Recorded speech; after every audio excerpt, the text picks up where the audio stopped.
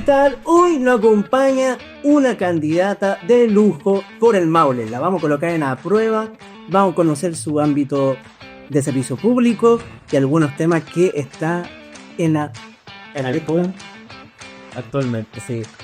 Bienvenida, Claudia, extreme de la mujer y la equidad de género. Y equidad de género, muy bien. Bienvenida a un nuevo capítulo, un gusto tenerte acá. Muchas gracias por invitarme, muchas gracias por este espacio, para mí muy importante de poder transmitir también todo lo que es el trabajo que he ejecutado durante tantos años y también obviamente todo lo que pienso de la palestra obviamente actual que existe ahora en el mundo y también obviamente en Chile. Oye Claudia, la primera pregunta va de lleno. ¿Qué pasó en tu cabeza decir voy como candidata pensando de años de trayectoria en el servicio público? Bueno, de partida yo llevo 25 años trabajando en el Estado con carrera profesional. Estuve en la Corfo, en Sense y estuve en el SATNAM. Me tocó instalar el ministerio en la región. Tuve ese honor histórico de lo que significó también para muchas mujeres tener un ministerio. ¿Y qué se me pasó en la cabeza? Bueno, aparte de que el hecho de ser Seremi es un espacio también de poder muy interesante que permite poder ser puente de representación a las situaciones y condiciones que muchas mujeres en la región del Maule tienen, pero no tienen el espacio de poder. Y esas conexiones son muy importantes porque permiten en cierta medida solucionar problemáticas estructurales, por un lado, pero también permitir que las mujeres puedan avanzar en la situación, sobre todo en dos ámbitos muy importantes que tienen que ver con el emprendimiento a raíz de su autonomía económica y las situaciones de violencia que ocurren. Me ha tocado, yo creo que un proceso bastante histórico como mujer, como profesional en el Estado, como una persona en la cual he visto cómo ha ido avanzando en la situación del Estado y cómo se ha hecho cargo de lo que antes no se hacía.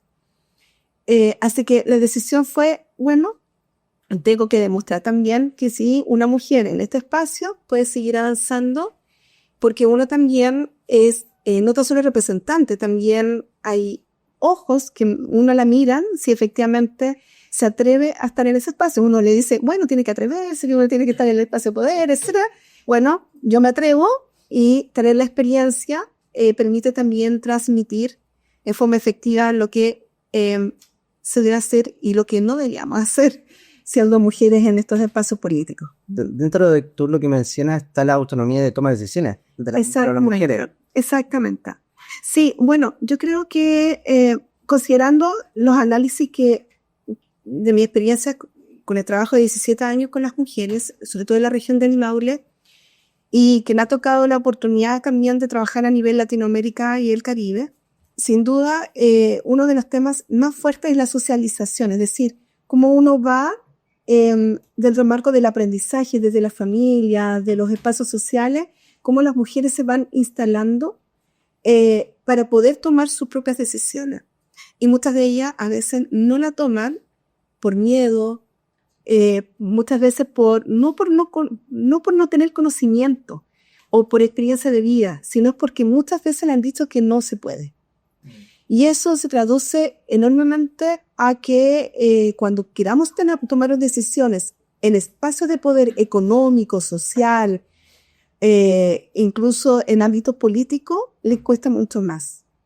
Si uno se da cuenta, en lo social no es tanto, porque realmente ellas toman la batuta como dirigentes sociales, ¿cierto? Y muchas veces yo siento que son como las mamás de la comunidad, de la cual se preocupa de la comunidad. Uno lo ve, por ejemplo, cuando existen catástrofes, y ellas son las que más manejan qué es lo que ocurre en cada vecino y vecina. Pero en este ámbito siento que la parte económica es un tema que hay que, yo creo que profundizar un poco más, porque desgraciadamente Chile tiene una posición muy desventajosa en relación a otros países, en relación a la autonomía que pueden tener las mujeres en la decisión económica, no tan solo territorial, sino también del país y en general en Latinoamérica. Oye, Claudia, no sé si me puedes corregir en esto. ¿Tú eres trabajadora social? No. No. Adiós. Adiós. No, pero me pasa que somos multidisciplinarios. Mira, lo que pasa es que yo soy ingeniera comercial, mi especialidad es economía, pero he trabajado, bueno, hice un magíster en todo lo que es temáticas de género y planificación estratégica en la gestión del Estado. Hice magíster en gerencia y gestión pública y posteriormente yo creo que uno de los temas de mayor desafío fue estudiar magíster en violencia de género en la Universidad de Salamanca. ¿Y por qué fue un desafío? Porque era la única, en forma histórica, como ingeniera comercial, con el área de economía, que estaba estudiando en esta materia. De hecho, hubo una comisión para que me permitiera ingresar. No fue así, no, yo creo que no fue racismo, es que tiene que ver con la disciplina. Porque generalmente las disciplinas, ¿cuáles son? Derecho, trabajo social, los elementos de sociología, psicología, pero no en la área de economía. Bueno, gran parte tiene que ver con la experiencia que he tenido desde el CERNAM. Yo en el CERNAM hice control de gestión, era la profesional de apoyo de las directoras, pero obviamente era muy transversal porque trabajaba en transversalización de género, es decir, trabajaba en lo que es gestión pública, ver y visibilizar cuáles son los sesgos más importantes en la ejecución de la política pública hacia las mujeres, pero también hacia los hombres. Porque si nosotros no resolvemos las situaciones de brechas que también tienen los hombres, que no lo identifican, porque siempre yo pregunto, bueno, ¿y ustedes cuáles son las barreras que tienen? Y quedan mirando y dicen, no tenemos barreras. Si tienen barreras, vamos a para el lado laboral, no ustedes concilian la vía laboral y familiar. Por eso es muy interesante ahora que está la sala cuna universal, porque los hombres no tenían derecho a la sala cuna. ¿Y qué pasa si tú eras padre soltero? Porque hay padres solteros o viudos, hay viudos. Entonces, eso es una barrera, porque conciliar la vida laboral y familiar, eso no está solo en las mujeres, también en los hombres, y eso evita, en cierta medida, la corresponsabilidad familiar que es tan necesario para poder, de cierta forma, distribuir los tiempos, que yo creo que es la mayor barrera que existe. Oye, pero tengo entendido que tú hiciste tu práctica profesional o una práctica en el Centro Equitario. Sí, lo que pasa es que más que la práctica, lo que pasa es que yo tengo una cercanía al Centro Quidel con Guacolda. La conocí cuando yo trabajaba en el CENSE y yo era scout, entonces era dirigente de scout. Entonces compartíamos los mismos espacios de los scouts zonal, porque uno ahí es persona en la cual trabajábamos a nivel zonal para trabajar con los grupos de scout y de guía. Y yo Guacolda la conocí ahí una mujer muy poderosa que trabajó en todo lo que es ámbito de incidencia en las leyes de violencia, específicamente en la red de la no violencia contra las mujeres. Y ahí yo ya como estaba en el ámbito feminismo y en el ámbito de las organizaciones feministas de Santiago, y que había trabajado con la Casa La Morada, que es una casa muy reconocida en Santiago, obviamente mi acercamiento con Guacolda fue muy profundo. Entonces, por eso tengo acercamiento con la Beni, que trabaja en Centro Equidad, junto con la Guacolda, mi su crecimiento, su desarrollo y todo lo que han hecho con las mujeres. Claro, es un punto. José, muy multifacética. Yo creo que es muy multidisciplinaria también, y es muy bueno, porque a mí me toca trabajar no tan solo con trabajadores sociales, muy de la mano, sino también con abogados y abogadas que trabajan en el tema de familia y penal. Y también me ha tocado relacionarme mucho con el Poder Judicial también, con ámbitos en los cuales uno trata de avanzar en la estructura de los procesos judiciales que las mujeres viven cuando denuncian una situación de violencia, cualquier manifestación sea. Así que ese es el trabajo que me ha tocado ejecutar como Seremi, pero también me tocó ejecutar como personal de apoyo en la asesoría de proyectos, específicamente en autonomía económica, pero también relacionado con la prevención en violencia. Dentro del periodo que tú mencionas como servidora pública, ahora estás en periodo de campaña. Sí. ¿Qué es lo que más te ha llamado este periodo? ¿Qué es lo que más te ha impactado dentro de la comunidad en los lugares que has visitado? Lo que pasa es que a mí me pasa que desde cuando fue el año 2000, hoy estoy hablando mucho tiempo, pero debe ser así como casi viejita. Bueno, el año 2006 me tocó trabajar en la instalación de la Mesa Mujer Rural, junto con INDAP. Y yo no tenía mucho acercamiento en lo que significa la vida agrícola, porque obviamente como citadina en toda la vida, no es mucho el acercamiento de la vida de las personas que viven en sectores rurales, Y yo creo que lo que más me impactó en su oportunidad fue de descubrir que las mujeres no se consideraban personas que contribuían a la economía, que contribuían en la parte social y que eran grandes incidoras en la toma de decisiones territoriales. Y trabajamos arduamente en eso, y ahora que las veo hoy día son mujeres increíbles. Para mí, ellas fueron mis maestras. Y en segundo lugar, trabajar con mujeres víctimas de violencia, también en mi trayecto como profesional, fue, yo creo, uno de los elementos más, yo creo, que decidor de mi vida. Porque siento que es muy terrible, de aparte de vivir violencia, es terrible vivir los procesos judiciales. Entonces, por lo tanto, eso me significó para mí el poder repensar de cómo mejorar y facilitar. Y lo otro es ver la vida cotidiana de la gente. Entonces, ahora voy a terreno como candidata y claro, me hablan de lo que les vive y me es muy fácil internalizarlo. ¿Por qué? Porque yo ya lo había vivido antes. Entonces, de cierta forma me ha pasado en algunas ocasiones en las cuales uno empieza a sacar, que uno es el candidato y todo, entonces empieza uno a escuchar lo que les pasa a la gente hoy en día, que en realidad a mí me preocupa, me ocupa mucho, porque siento que el Estado aún no le facilita la vida de la persona. Y yo creo que es un eje muy importante, porque podemos tener miles de leyes, pero la ejecución en sí misma lo lleva al Estado. Por ejemplo, los programas, los proyectos, que de cierta forma desde el Ejecutivo, porque las personas no saben tampoco reconocer qué es el Estado, pero para la gente en general decirles que el Estado se confluye en tres poderes, y el poder ejecutivo, donde está ahí el presidente o la presidenta, es la que toma decisiones cómo se va a ejecutar. Y ahí necesitamos presupuesto, y ahí necesitamos programas específicos que mejoren las oportunidades de personas que son más vulnerables, o que en el fondo no necesariamente el que tenga menos recursos, ojo, porque todos pensamos que los que tienen menos recursos siempre se benefician. Se beneficia, claro. Y eso no es así. Yo tengo una pregunta a José. ¿Conoce los tres poderes? No, yo aquí siempre he dicho, el tema de política yo aprendo mucho acá también con nuestros invitados. Fui muy sincero. Bueno, Por eso estoy muy interiorizado escuchando casi como fuera una alumno.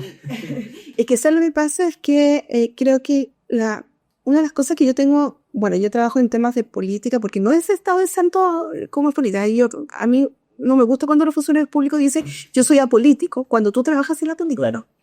Y tú hablas de la política pública en sí misma, pero con los políticos también que toman decisiones.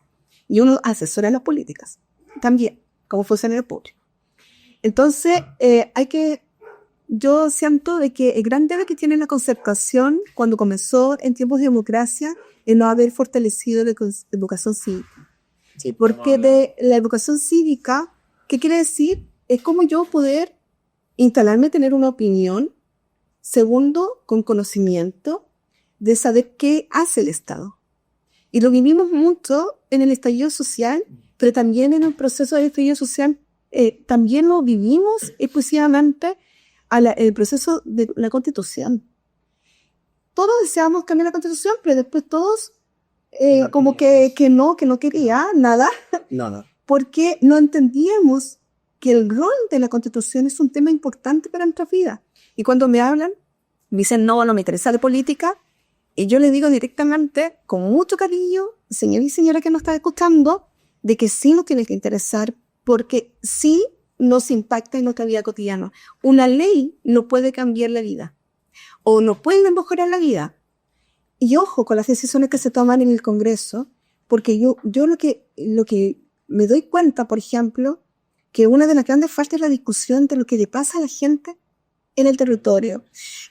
Me pasó ayer en Río Claro, cuando estuvimos en campaña ahí en Río Claro a raíz de la fiesta del Condorito, que una persona dijo, no creo en nada de los políticos, siempre prometen, nunca cumplen, porque yo tengo aquí a 2 adultos mayores que no saben leer ni escribir, y ella, adulta mayor, tiene que cuidar a su esposo.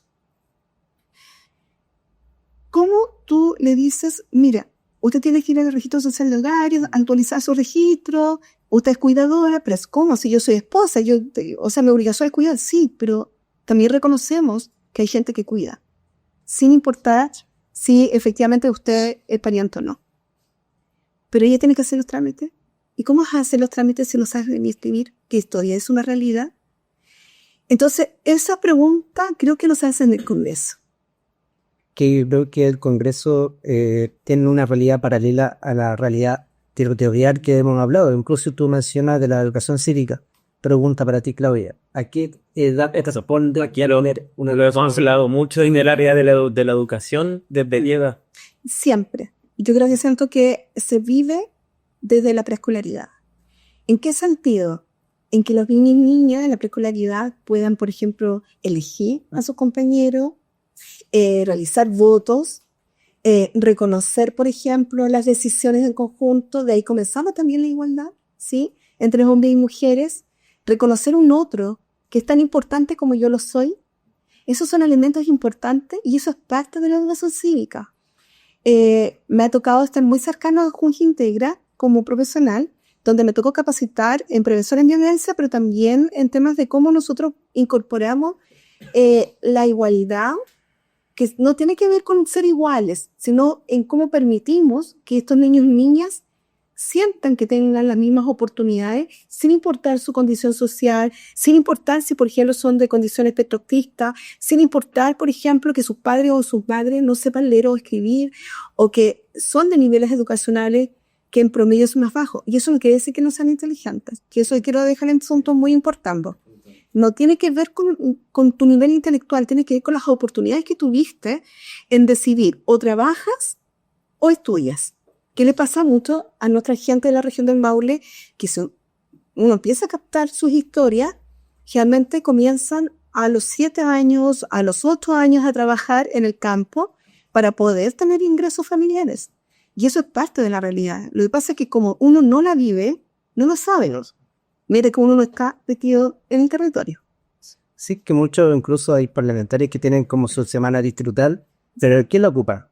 ¿Van realmente al territorio? Sí, yo llevo hartos años trabajando en el Estado y yo creo que una de las cosas que yo observo, por ejemplo, sí, efectivamente, por ejemplo, lo que pasó con Mercedes Burne, que paz descanse, la cual yo estimé mucho, y que la cual fue muy cercana a mí, que era la única que iba a mi oficina y decía, claro, ¿cómo vamos a poder mejorar la situación y condición de las mujeres, sobre todo en el marco de lo que significaba la violencia? Porque ella trabajó en la ley Antonia, que tiene que ver con femicidio suicida. Bueno, de partida, yo creo que un parlamentario, en su condición, su atribución, tiene 2 elementos importantes. Hacer leyes y fiscalizar, pero también ser la voz en los servicios públicos. ¿Qué quiere decir ser la voz en los servicios públicos? Cuando yo veo una situación, por ejemplo, de pescadores y pescadoras, en el cual necesitan el tema de cuota y cómo poder mejorar la extracción, sí, no en contra, sino cómo competir con la industria, hace que de cierta forma podamos facilitarle a esos pescadores artesanales que no tienen poder con respecto a la industria, poder trabajar en mejorar su competitividad. Eso es lo que puede hacer un legislador en el Congreso, porque es la voz representante de la ciudadanía que vive en la región del Maule. Yo lo que observo mucho es de los parlamentarios que sí trabajan en esos elementos, pero creo que también es muy importante siempre estar constantemente en relación con las personas comunes y corrientes que viven en los territorios, ya tomar un mate, conversar de lo que pasa, lo que ocurre, cuál es la percepción que tiene la gente en su vida diaria. Que por ejemplo siempre dicen que en la campaña siempre aparece el político. Siempre. Y después se me olvidó. ¿Quiénes son? Claro, exactamente. Y yo creo que es muy importante también transferirle en palabras muy simples qué es lo que se está haciendo, qué está ocurriendo en el Congreso. Porque a raíz de la situación de falta de educación cívica, obvio que yo creo que hace de que las personas sientan que se roba todo, que los políticos no somos nada, de que en realidad no hacemos nada. Lo he escuchado en los debates políticos y que en realidad encuentro que es terrible que digan que el Estado no ha hecho nada cuando hay gente que sí necesita del Estado. Porque además, ¿qué es el Estado en sí mismo? El Estado lo que hace es poder, primero, atender, proteger y sobre todo darles oportunidades a las personas que viven en el territorio. Y eso, en ese marco, lo que hace es visibilizar y decir, este grupo no está teniendo las mismas oportunidades que este otro grupo, entonces necesitamos apoyarlos. Eso es lo que hace un Estado. Y la Constitución es cuando, por ejemplo, en su casa existen reglas, ¿cierto? Y existen normas, ¿cierto? Y existen principios. Bueno, eso es la Constitución, que establece normas, que establece reglas, que establece principios. Lo que a mí me preocupa mucho de la discusión que realmente se hace es como, bueno, ¿qué hace la ONU? Diciendo lo que tenemos que hacer, o qué hacen los acuerdos internacionales, qué tenemos que hacer. Bueno, nosotros como Chile no estamos exentos a las decisiones que existen en el mundo y que también nos afectan en nuestra vida cotidiana. Cuando hay una guerra, nos afecta en nuestra vida. Sobre todo en los precios, ¿cierto? En los precios, en los insumos. La pandemia nos afectó, ¿cierto? Nos afectó en los insumos, por ejemplo, agrícola. Volver a ser productivo nos costó enormemente. Entonces, sí, el mundo afecta a nuestra vida cotidiana. Entonces, los países se tienen que colocar de acuerdo. Y por eso existen acuerdos internacionales que permiten, de cierta forma, regularizar o velar para que las personas puedan vivir tranquilamente. Oye, Claudia, tú mencionas que los políticos deberían, bueno, el Parlamento tienen que elaborar proyectos de leyes. Sí. ¿Cuál sería tu primer proyecto que presentarías al Congreso, a la región del Maule? Bueno, a mí me gustaría mucho, de partida, poder elaborar una ley que permita mejorar las oportunidades agrícolas, sobre todo de la familia campesina. Creo que una ley que permita mejorar las oportunidades productivas a pequeños, porque necesita una regularización sobre eso, porque tenemos INDAP, tenemos los programas que obviamente las personas ven, que eso es muy importante. Lo segundo, creo que es muy importante repensar la reforma de proceso penal. Porque, mire, lo hemos discutido y yo creo que es un bien común de todos los partidos. Yo creo que la reforma procesal penal fue buena en su minuto, pero hay que repensarlo hoy día porque los delitos no son los mismos. Y me preocupa enormemente que se discuta sobre los delitos que observamos en la calle, que ocurren los portonazos, que por qué un delincuente, no está preso, y que tiene que ver con que todos los gobiernos han dicho el tema de que vamos a ser duros con respecto a la delincuencia. Ahora, ¿qué es la delincuencia? Y esa es la pregunta que uno se tiene que hacer. ¿Qué es un delito? Bueno, la violencia intrafamiliar es un delito. Y resulta que en nuestra región del Maule, el mayor delito que existe es la violencia intrafamiliar. De ahí partamos que en un ámbito de mala convivencia tenemos menores de edad que empiezan a recibir una forma de conducta violenta, pero también una decisión económica detrás. Los delitos tienen decisiones económicas. Porque, por ejemplo, el narcotráfico es atractivo económicamente, ¿o no? El tener crimen organizado es una industria económica efectiva. Entonces, yo creo que la conversación no tan solo tiene que ser el delito en sí mismo, sino el origen del delito que utiliza jóvenes que ejecutan el delito. Entonces, el reformar todo lo que significa la parte penal hace que también podamos reformular qué tipos de delitos estamos enfrentando. 3 preguntas dentro del mismo tema. ¿Estás de acuerdo con la pena de muerte? 1. 2. En el debate de ayer de presidencial, un candidato dijo que su propósito es erradicar la delincuencia. O sea, y la otra, se me olvidó mientras tanto porque la pongo. Bueno, vamos al tema. Mira, a mí lo que me pasa es que dos ámbitos que yo creo que hay que discutir porque tiene que ver con principios y valores. Me pasa que hay que uno siente el deseo de que se muera, ¿sí? Y que finalmente no utilicen los recursos públicos para mantenerlos. Que en el fondo a mí me pasa con los violadores de menores de edad, que sepan la matar. Porque el daño que provoca a un ser humano en términos de violación y abuso sexual es enorme y es muy difícil de reparar. Porque los otros delitos, por ejemplo, si uno piensa aquellos que realizan temas ilícitos económicos que sí afectan al país, ¿Lo mataríamos? Ese es como el pensamiento, como que en el fondo digo. Lo toman como ejemplificador. Como algo que nos permite de cierta forma tomar decisión. Y he visto, por ejemplo, que con respecto al tema del aborto, como un tema que no, por ningún motivo, el aborto. Y por otro lado, matemos a lo que tenemos que matar. Yo por temas de decisión, yo creo que primero resolvamos el proceso penal. Primero resolvamos el tema del origen del delito. Porque aquí estamos resolviendo a aquellos que ejecutan el delito y que detrás de eso existe un mandamás que el que define es que esas personas ejecutan porque hay un tema económico. Como por ejemplo, lo que pasa mucho en las mujeres privadas de libertad, que están privadas de libertad producto de microtráfico. O sea, el tema del narcotráfico, pero muy micro, donde no tienen opción porque tienen entre tener un emprendimiento que gana 100,000 pesos, no sé, por decirte algo mensual, a 800,000 pesos mensual, obviamente. Van a elegir dónde más. Como dice, costo de oportunidad eso. Entonces, me pasa que yo no es que esté de acuerdo o no. Primero conversamos lo que tenemos que conversar desde el ámbito estructural. De ahí conversamos si acaso es necesario, en el fondo, tener la pena de muerte para algunas causas. Sí, yo estaría de acuerdo con el tema de los violadores.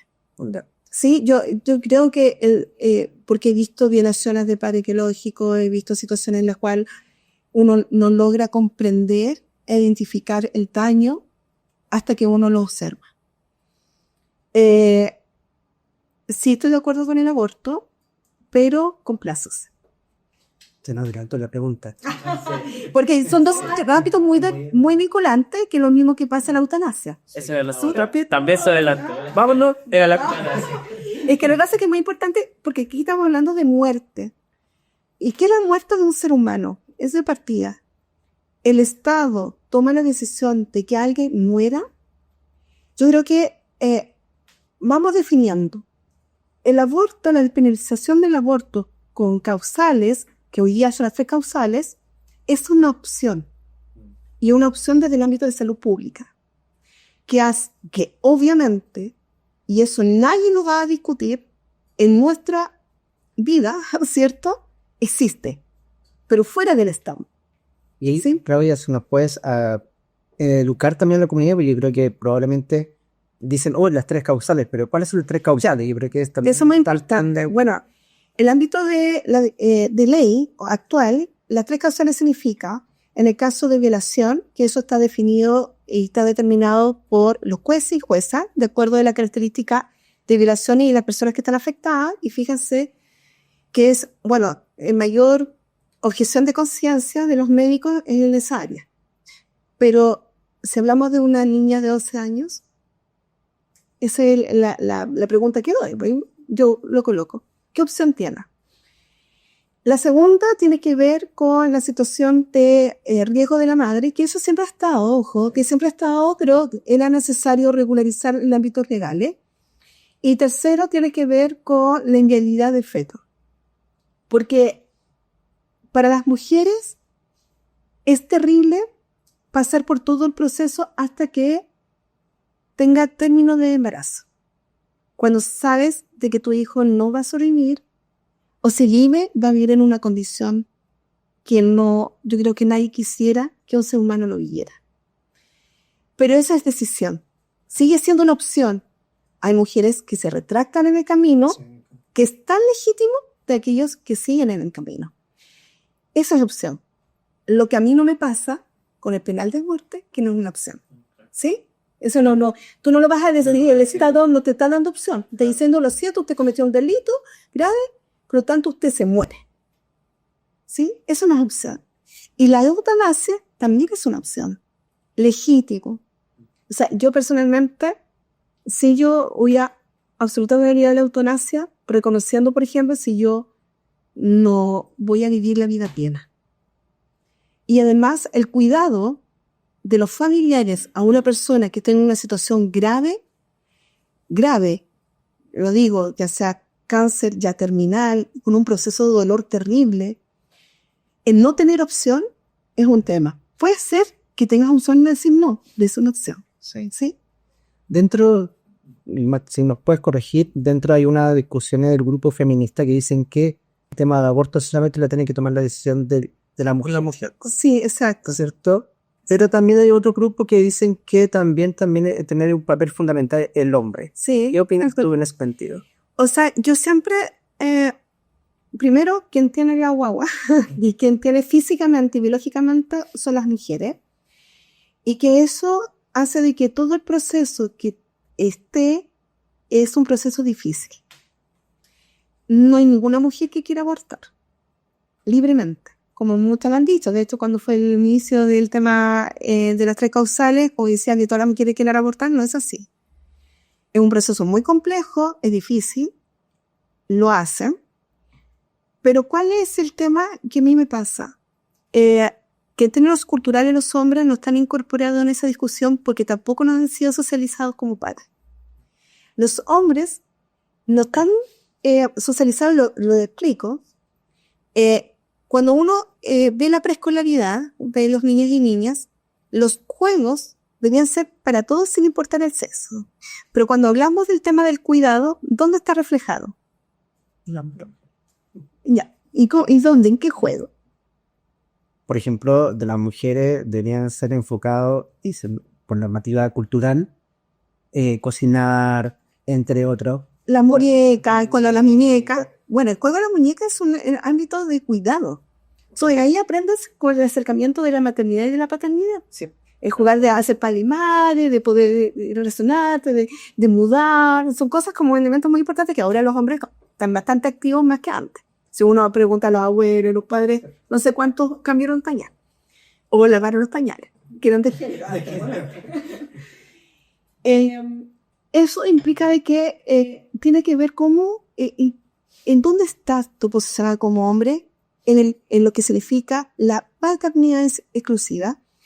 Porque yo me doy cuenta, por ejemplo, cuando uno ve la pensión de alimentos, ¿qué son los que más adeudan? En la región del Maule, el 89% son los hombres que adeudan. Y no es poco el monto. De hecho, nuestra región del Maule es una de las regiones más altas de deuda en pensión de alimentos. Entonces, ¿qué pasa ahí detrás? ¿Qué ocurre para el tema de paternidad? Entonces, claro, ¿debería tomar decisiones? Bueno, si los hombres son activos en su paternidad, por supuesto que sí. Si son activos. Porque también hay embarazos que no son deseados, hay embarazos que es producto de una violación, hay embarazos que es producto de una noche, hay, la niña generalmente puede haber estado en una situación en la cual no fue una decisión tener relaciones sexuales, ¿sí?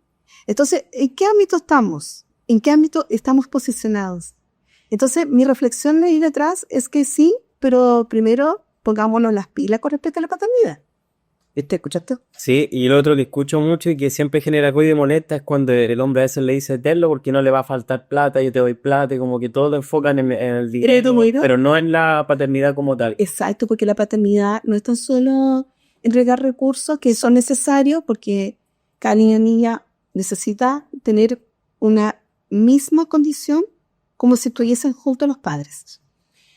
Suele suceder que no. Sí, es que pasa de que la paternidad también es algo emocional importante.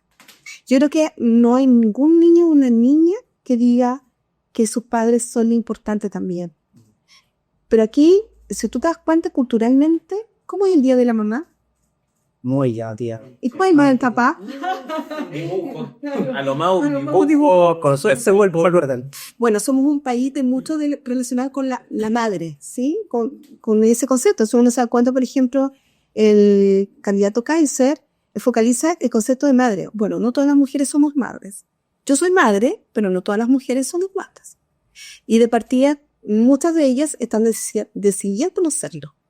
Porque te implica también un costo muy alto, no tan solo de tiempo, sino también de emoción. Si la maternidad no es fácil, cuando no tienes un buen partner. Yo por lo menos tengo un buen partner y eso hace de que mi maternidad sea por lo menos mucho mejor compartida, porque tengo una pareja que efectivamente sí trabaja también, sí también es proveedor igual que yo, pero también comparte las emociones del profesor. Algo de Es por responsabilidad. Con la responsabilidad emocional. Es que lo terrible de esto, yo escucho muchas cosas y yo dentro de ámbitos muy enriquecida. Tú te das cuenta de que qué es lo que nos pasa ahora como sociedad, porque cuando tú ves ámbitos escolares, hoy día, el ámbito escolar está muy violento. Sí. ¿Pero por qué está violento? Porque en sí mismo los niños y niñas deciden ser violentos. No. Observa. Exactamente, ejecutan porque lo normalizan y ven obviamente como nosotros como adultos y adultas significativos lo estamos haciendo. Yo siempre me ha tocado hacer charlas con padres y personas adultas significativas de los menores de edad, sobre todo adolescentes, y la reflexión está decirles, o sea, ¿ustedes ven a sus hijos? ¿Los ven de verdad? ¿Los están mirando de verdad? ¿Reconocen quiénes son? Muchos dicen, mi hijo no hace nada. Lo estamos viendo en edades muy pequeñas. Antes uno, no sé, veía violencia, pero enseñanza media, universidad, ahora en la básica, niños de que eso pre-básica estás golpeando a niños violentos. Exacto. Que lo ven como un juego, yo te empujé o te pego una patada y se ríen y... Para lo que en el fondo a mí me tocó, estudiar el tema de violencia, los niños y niñas hasta los 7 años observan a los adultos y ejecutan lo que los adultos hacen. Después, posteriormente, empiezan a crear su individualidad. En la adolescencia es donde qué cupo tengo en este mundo. Me pasa a mí que yo creo que hay una falta de conciencia de nuestras propias conductas. Y lo veo en la parte también política, porque la gente parece que tiende siempre a gritarle a un otro con respecto a temas políticos, cuando no es necesario. El diálogo, la forma de poder crear en cierta forma una fraternidad, es decir, cómo nosotros solidarizamos con un otro.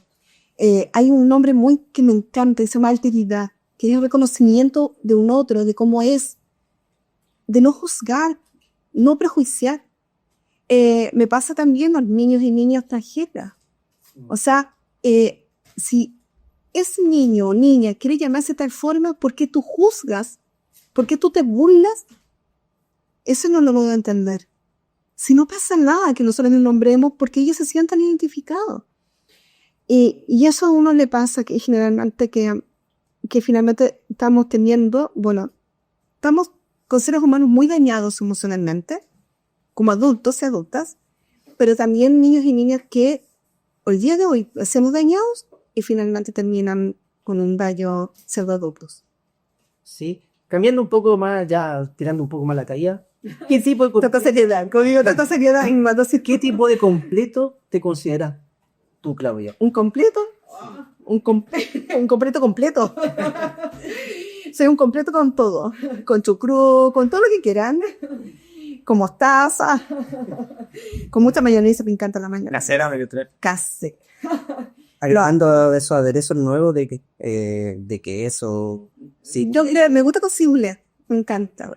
Ahí darle un saludo al Rey, que queda cerca de mi casa. Yo trabajo en la villa, yo vivo en la villa de él. Así que cuando tenemos mucha hambre, vamos a comprar al Rey. Sí, hemos ido bastante también. Parte del gabinete y yo, bastante políticos ande el Rey. Sí. Así que un saludo al Rey. Le estoy dando propaganda gratis. Espero que me regale un completo con todo. ¿Qué tipo de completo sería Boris? Yo creo que como en su característica, yo creo que un italiano, me imagino, porque es una persona, yo lo he conocido dentro del marco de ejecución como un presidente, dentro del marco del gabinete. Recuerda que nosotros tuvimos una situación no menor de catástrofe, inundaciones e incendios, tuvo a raíz de post-inundación, para la reconstrucción, y es una persona muy estructurada, más de lo que se piensa. Lo que pasa es que yo creo que efectivamente él tiene una forma de ver las cosas que implica que esto eres. Este señor aquí, si acaso tú sabes o no sabes, y más de un colega de gabinete ha salido de aquí. No voy a decir que no, si no van a decir, ay, bro, ¿por qué pelaste? Matei, ¿qué tipo de completo es? Yo creo que un completo con vienesa muy cara. Una premium. Es que una premium y yo creo que lo partiría como la mitad y lo comería con cuchillo y tenedor. Completo desordenado. Si lo cambia todo el completo. Claro. ¿Quién fue lo que puso primero? Ella. La mayonesa. La mayonesa. La mayonesa primero. Sí, es que yo creo que no están acostumbrados a comer completo.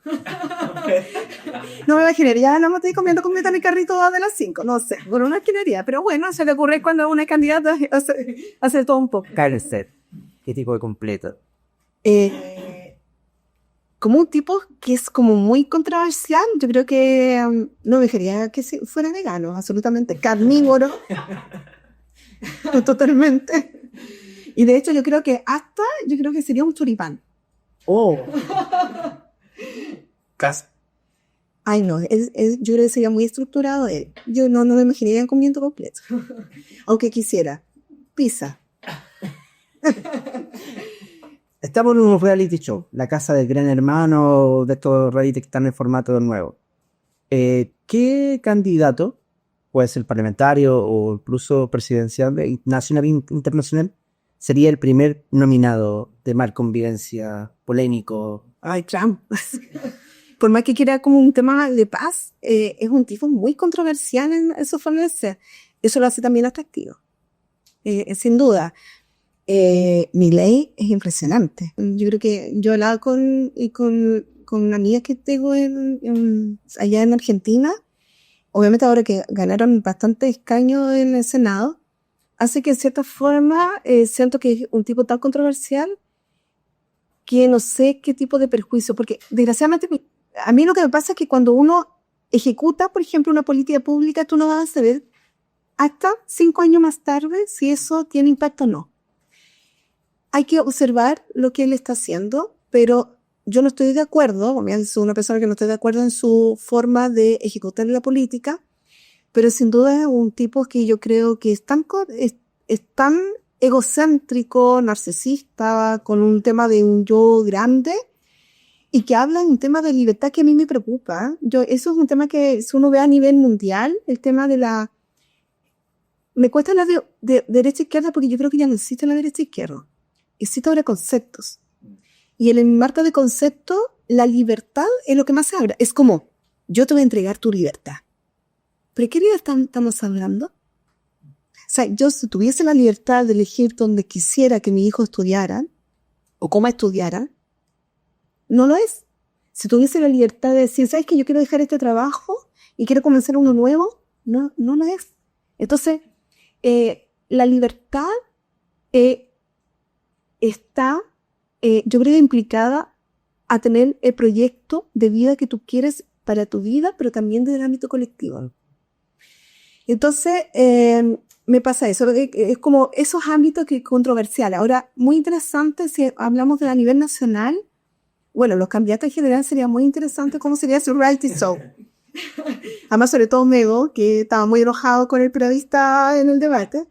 Encuentro que son seres humanos que yo creo que, no sé si tengan mala o buena intención, porque no soy para juzgar a nadie, pero creo que de cierta forma están muy mal en lo que significa la realidad de los seres humanos.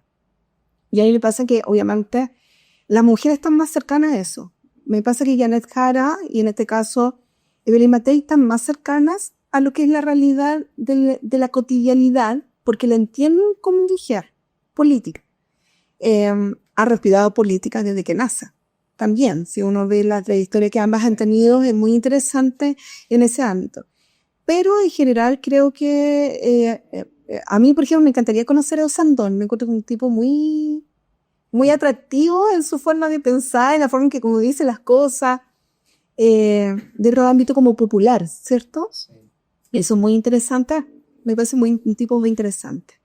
Oye, Claudia, te voy a colocar el mismo aprieto que le coloqué a Sixto González que tuvo candidato. Pueden ver el episodio para ver la respuesta que han sido esta pregunta. Mira, visto antes. ¿Qué pasa? ¿Por quién votarías o por quién apoyarías? Que votó el anónimo. ¿Matei o Kast? Si pasara. Si pasara. No, yo ya lo dije, es importante. Sin duda, si llega Matei y en este caso Kast, yo apoyo a Matei por su trayectoria. porque ya uno conoce cómo ha ejecutado las políticas en general. Si bien yo no estoy de acuerdo en muchas cosas, hay cosas que sí estoy de acuerdo, que eso es parte de la política. Pero a mí me pasa con Kast que no, yo absolutamente no estoy de acuerdo en nada. Y eso tiene que ver primero con la postura del Ministerio de la Mujer y la Equidad de Género. Como soy una mujer histórica en esa materia, obvio que no me gustaría que el Ministerio de la Mujer y la Equidad de Género se fusionara con nadie, porque siento que todavía nos faltan mucho. No somos grasas, ¿sí? Nos han dicho, nos han tratado muy mal. Muy mal los candidatos, que somos grasas, que nos servimos. Pero ojo, si no pensamos humanamente, yo creo que el Ministerio de la Mujer es el único ministerio que piensa humanamente. Mucho más que el Ministerio de Desarrollo Social. Sí, también estaba haciendo eso. Humanamente, pues somos los que humanizamos en la política pública, somos los que pensamos en la vida cotidiana de las mujeres principalmente, pero también de sus familias. Entonces me preocupa enormemente porque ¿qué pasa con desarrollo social?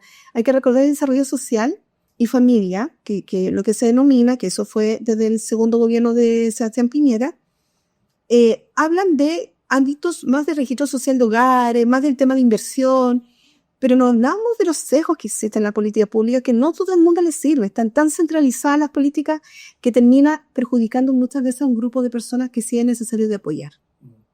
Viene una pregunta muy relevante e importante de nuestro episodio, Claudia. Es una pregunta de nuestro auspicio. Parque Plus Talca. Mejores productos de eventos, carrete, despida de solteros, solteros. Cumpleaños, todo lo que quiero de hacerlo. Todo. Incluso completa. Todo. Tan lejos. Que ahora sí. Su mejor o el que más recuerde carrete. Carretes. Su mejor carrete. Oh, y yo tengo casi 50 años. Y la maternidad se me ha hasta olvidado. No, mi mejor carrete ha sido, sin duda, en la universidad. Sin duda. Ha sido mis mejores carretes, sí. Pero mi carrete, generalmente, ¿qué me pasa? Son las que yo llevaba a todos los borrachos. Era la que yo protegía a la gente, a las mujeres, porque yo no soy muy buena para tomar, como yo. ¿Sí? Pues eso es lo que pasa. Hay un profe al lado, así que ¿qué hizo? Pero a mí me pasa que, claro, lo que pasa es que no soy muy buena para tomar, porque ¿qué me lo pasa? Se volvió un gran detalle. No, bueno, de ahí lo conversaremos post.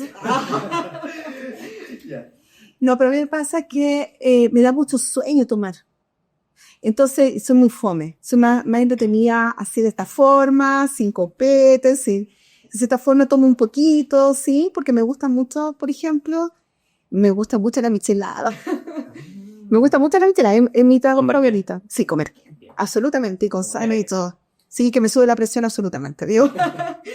Y me gusta mucho la michelada de Valparaíso, porque mis mejores carretas han sido en Valparaíso. ¿Y por qué? Porque a mí me gusta mucho conversar. Bueno, me gustaría si dieron cuenta. Me gusta mucho conversar lo que pasa en la vida, me gusta mucho confluir en las conversaciones, porque también aprendo de los demás. Entonces a mí en Valparaíso iban mucha gente de diversas partes y de diversas partes también del mundo.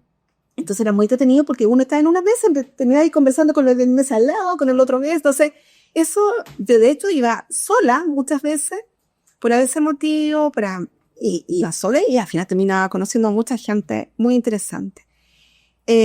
Así que, pero me pasó hoy día con la maternidad, termino carreteando con mi marido y tenemos nuestro grupo con mi marido de converso, porque además los espacios también no son muchos ahora. Bueno, cuando fui Seremi, se la aseguro que no tenía nada. Ahora que estoy en campaña, menos.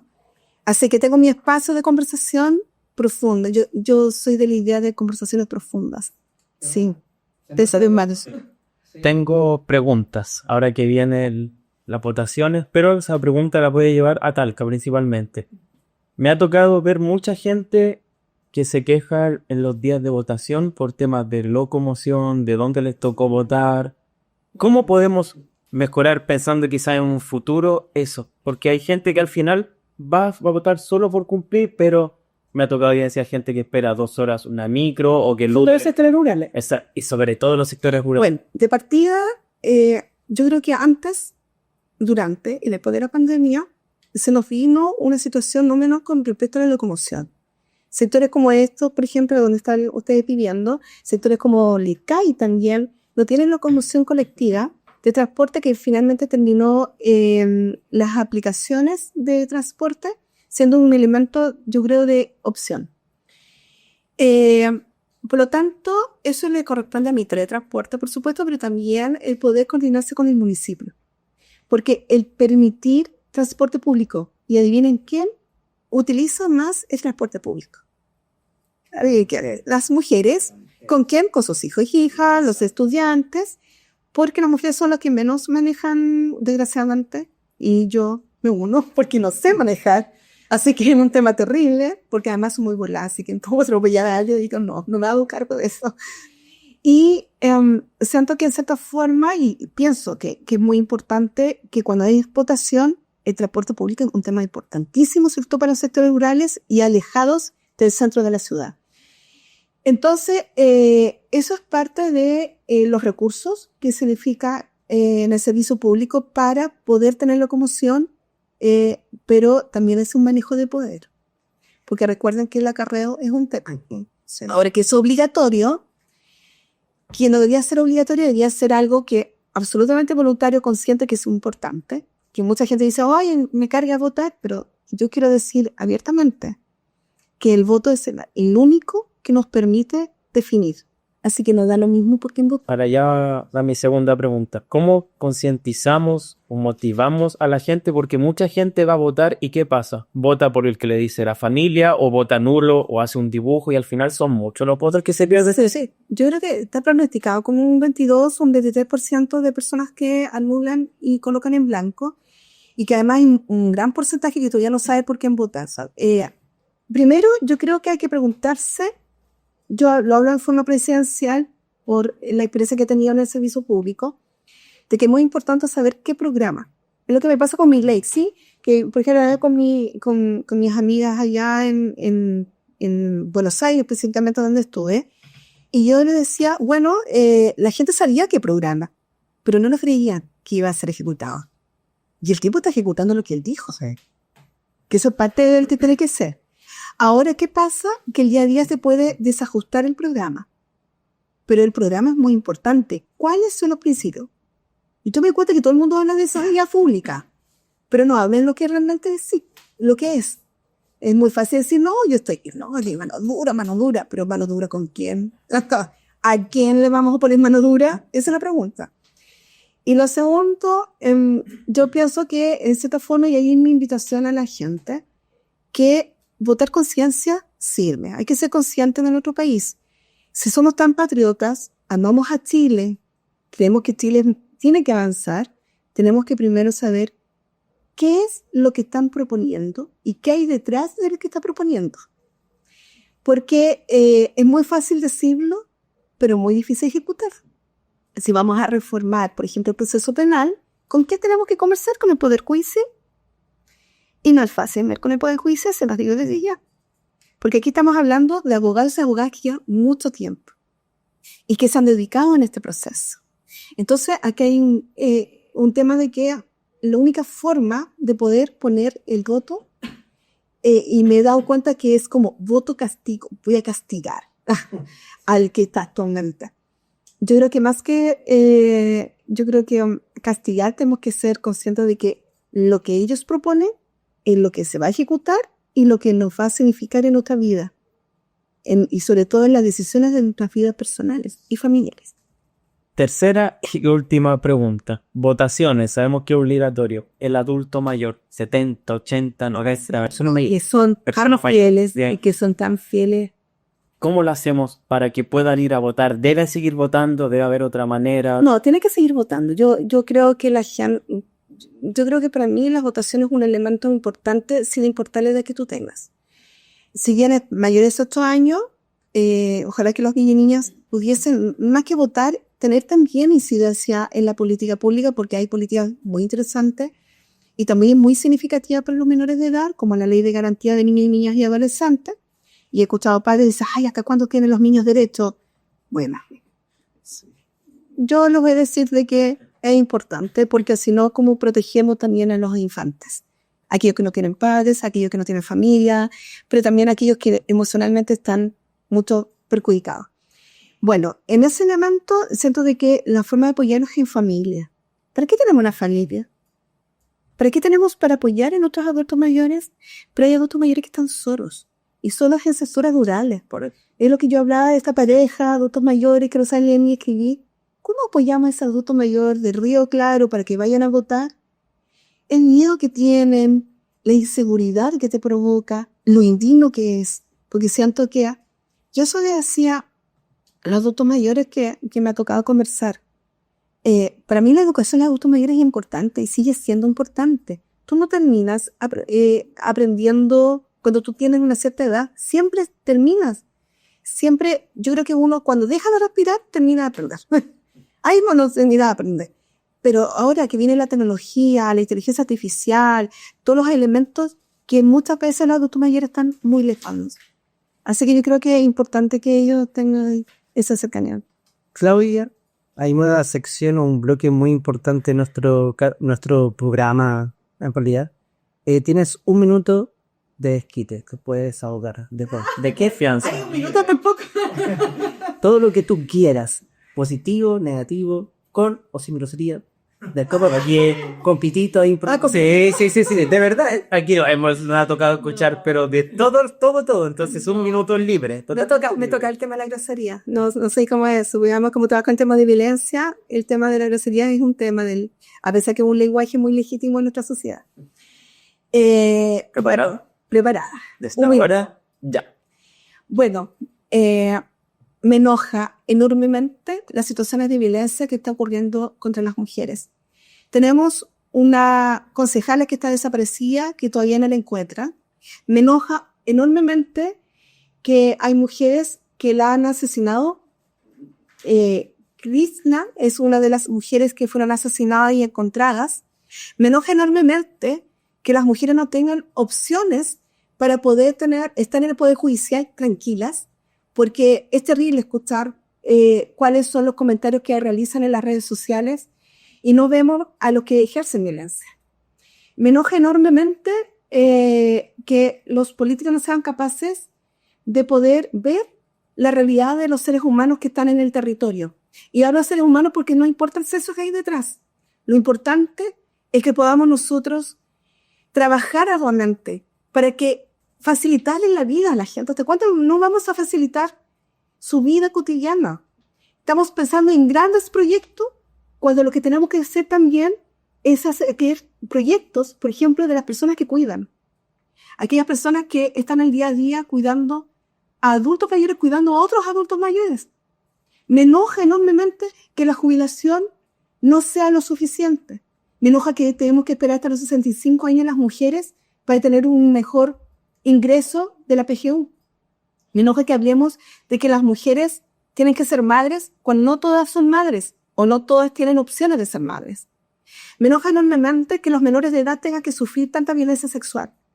Nosotros tenemos los mayores indicadores. Ojo con eso. Me enoja que tengamos menores de edad con ideación de suicidio, porque no somos capaces como sociedad de protegerlos. Así que tengo mucho enojo y por eso soy candidata a diputada, Distrito 17. Voten por mí. Vota B54. Así es. Muy bien. Bien. Pero yo sé que el tema de tiempo no va a alcanzar a jugar el juego de mesas, pero no sé si me dan 5 minutos. Sí. 5 minutos para alcanzar el juego. Yo quiero jugar, me encanta. Jugar unos 5 minutos de esto, pero voy a inventar una sección nueva que esto no está dentro de la pauta, así que producción, nota por favor. Mira, invento. Claudia, ¿qué pregunta dejarías al próximo o próxima invitada? ¿Cuál es su propuesta para mejorar la productividad de esta región sin que se excluyan a las personas que no tienen opciones de ser competitivos en la producción? Excelente. Va a ser la pregunta inicial del próximo capítulo. Sí. Muy buena. Y después me dicen. Sí. Y no me dijeron por lo que dijo Disisto, que iba a votar por Mateo. Por Mateo. Bueno, estamos todos muy comunicados. Sí. Llamamos a jugar este juego del match. Es un juego de producción, por favor. Gracias. Producción. El Mike, que lo expliques. Tú lo haces mejor. Por favor, este aquí yo relleno. Bueno, les explico. El match 5 habla precisamente de hacer match con los otros jugadores, pero significa que el match deben pensar lo mismo. ¿Ya? Entonces les va a pasar una hojita donde tienen que ir anotando conceptos que se les vengan a la mente. Ay. Ya. Pero para eso, Ya. Alejandro ahí les va a dejar una tarjeta y lápices. Lápices. Ojalá que producción. Ahí vamos a ver. Quizás tú me puedes no producir para que, porque nada, después me dicen que hago trampa, así que. Ah, se la hace, pero no cámara. No, porque están acostumbrados a jugar. Para no hacer trampa. ¿Van a hacer trampa? Chao. Chao. Pero mientras tanto, que producción arregle. Oye, si uno tenía 3 minutos de descarga, nada, estás feliz. Yo ando contento. Ay, ¿por qué se le les fue? Ah, No, yo estoy en realidad, mi minuto de esquite puede ser netamente que si nos basamos en la política, yo creo que cada país tiene que tomar sus decisiones. Trump no debería tomar o ser como el sheriff de otros países, pero que eso no corresponde. Absolutamente. Bueno, que hablamos tanto de patria.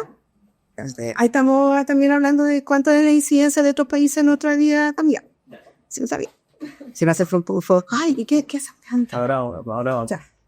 Pero mientras tanto, nos pueden seguir en nuestras redes sociales, engancharnos en Spotify, en YouTube y las redes sociales de Claudia. Claudia, ¿cuáles son tus redes sociales? @semecopti, que es el segundo apellido de mi mamá. El peor apellido de mi mamá, que es Cuptal. Y ese es, @cmcopti, Claudia Morales Copti, y está en nuestro Facebook, es muy fácil de ubicar. Así que. Mientras que seguimos rellenando, Claudia, ¿algún mensaje a nuestra comunidad, a las personas que nos van a ver en este episodio? ¿Por qué votas por ti? Porque, primero porque soy una persona que tiene mucha experiencia en lo que significa la política pública. Llevo 25 años en el servicio público. Es una impresionante carrera que fue Seremi gracias a que la ministra decidió que una profesional fuera Seremi. Entonces, es como algo raro, soy como rara. Sí, estoy muy cercana, obviamente, a la política de izquierda. Eso sin duda, porque mi postura tiene que ver con respecto al Estado. ¿Le damos más recursos al Estado o a la parte privada? Y siento que todavía no estamos preparados para que haya tanta ampliación en la privada, porque la privada todavía no hemos profundizado también en lo que significan las inversiones productivas. Hablamos de sola productiva, pero ¿qué pasa en la parte social? Entonces, esa discusión son elementos que también tienen que ver con la postura. Ahora, mi postura política es esta, de mejorar, obviamente, robustecer el Estado con personas que tienen mejores competencias. Sí. ¿Producción todavía no? Sí, ya que casé. Ya. Aquí cada tarjeta tiene conceptos, ¿ya? Vamos a tirar dados que representan la figura o el concepto que tienes que usar para cada tarjeta. Ya, perfecto. Los dados van a decir, por ejemplo, la tarjeta aquí dice se puede agarrar, hay uno que dice en una cocina, algo caliente, en una construcción, y se tienen que ir combinando con las palabras de las tarjetas del lado. El dado muestra El color que rellena. Porque si es rojo y blanco, claro, hay que mezclar el rojo con el blanco. Ya. Después el amarillo con el morado. de así. ¿Vamos a hacer una ronda? Ya, hacia el lado. Esa es una ronda. Es hacia el lado. Sí, 1, 2, una ronda acá. Uno, acá. Ah, ya, sí. Hacia el lado. Sí, hacia el lado. Ya. ¿Ya? Voy a tirarlo de aquí. Sí. Ya, entonces vamos a ir poniendo aquí. ¿Ya? Y ahí uno va buscando los colores. Claro. Canción, rock. Rojo. Ah, no hay rojo y morado. Sí, no, pero si no hacia el lado, no. Rojo morado, ¿quién está haciendo morado? Sí, hay rojo morado. Ah, ¿qué ya? Produce, ¿qué dice? Que nosotros esperamos. Rojo y morado. Canción carnívoro. Acá está.